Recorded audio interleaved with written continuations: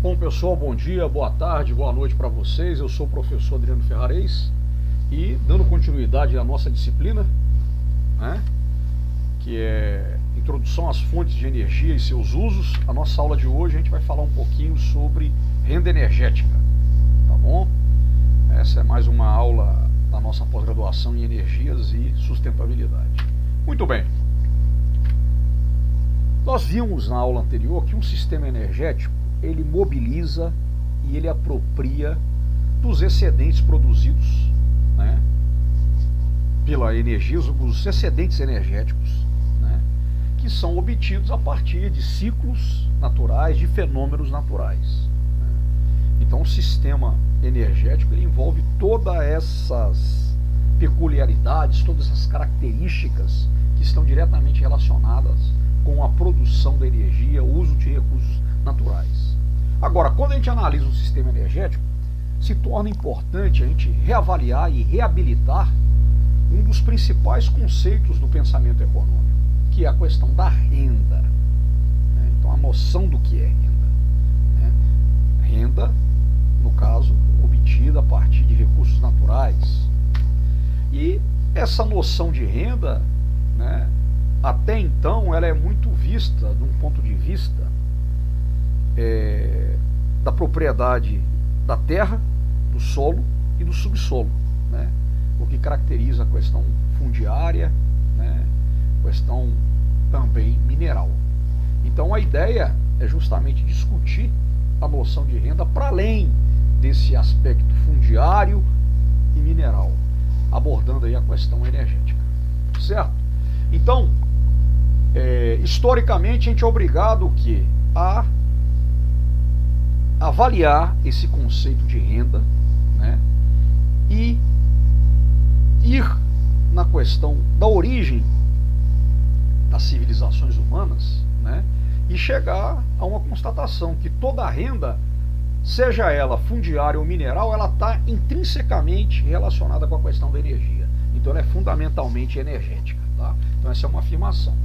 E essa concepção energética de renda, ela foi pressentida, né, e abordada por numerosos economistas clássicos, desde os fisiocratas até Karl Marx, né.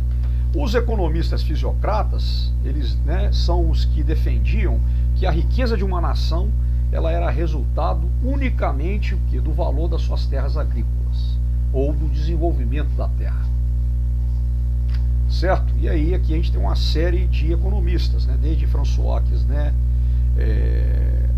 o Mirabeau, o Adam Smith, o David Ricardo e o Karl Marx, né? Então, de certa forma, eles, vamos dizer, eles abordaram essa questão da relação da energia com a renda, tá? Bom, dois conceitos importantes em economia, né, é o conceito de renda absoluta e renda diferencial. A renda absoluta, ela é o que? É o valor do produto final, né? Quando você pega o produto final menos os custos de exploração que você realizou para obter esse produto, você tem a renda absoluta. Então, a renda absoluta é isso, né? É a diferença entre o valor do produto final e o que foi investido. A renda diferencial, que foi uma proposta feita pelo David Ricardo e que o Marx desenvolveu, ela fala desse caráter relativo da renda, né? E ele fala justamente o que? Comparando, né, um produto obtido de uma terra fértil, uma terra boa e de uma terra ruim, né? E aí ele vai estar relacionado, né, com essa questão diferencial, com essa comparação, né? A partir do momento que você tem aí o investimento representado pelo emprego de quantidades iguais de capital e trabalho para se desenvolver um produto, para se gerar um excedente numa terra boa, numa terra ruim. E aí o que acontece? Quando se fala de renda, né, os fisiocratas falam que o conceito ele está necessariamente o quê? Relacionado com um produto líquido, né?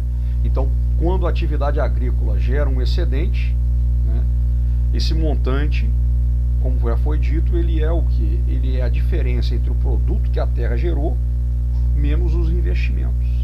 investimentos, que seria representado pelo trabalho empregado e amortização do capital necessário para se chegar a esse produto, tá?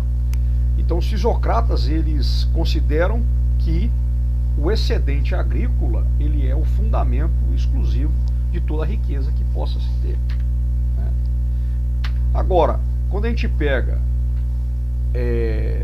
o que o economista francês Jean-Baptiste Say ele vem trazer, ele traz um conceito muito próximo do que vem a ser a renda energética, né? E ele dá como exemplo a seguinte situação.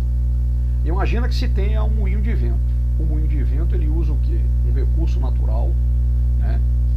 Que é o vento fornecido pela natureza, e esse vento vai girar as pás do moinho e você vai conseguir realizar ali um trabalho, que seja triturar o trigo, grãos, o que seja.